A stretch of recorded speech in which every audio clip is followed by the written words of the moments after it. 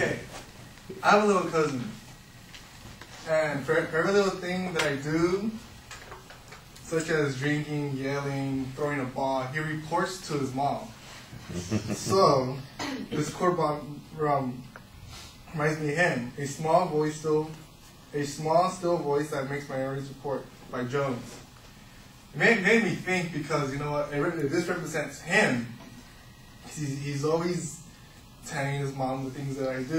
It makes me seem that he cares about me a lot. And at work, it's the same thing too, because I have coworkers that always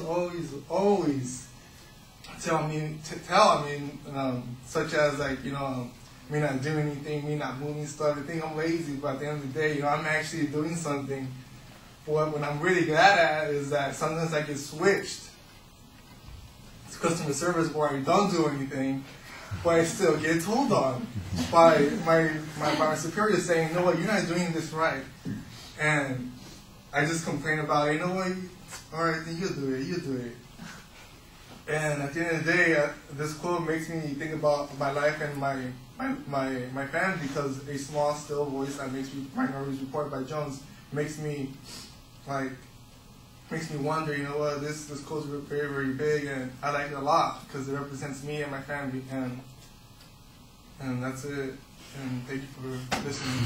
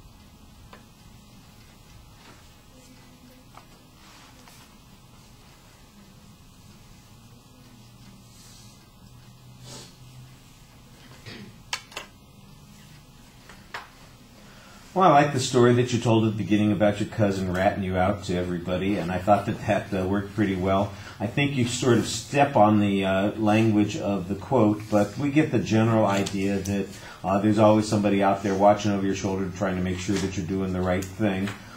Your point of view is relatively clear as a consequence. Now, there's not a structure set up. You basically have the two examples, the family example and your work example.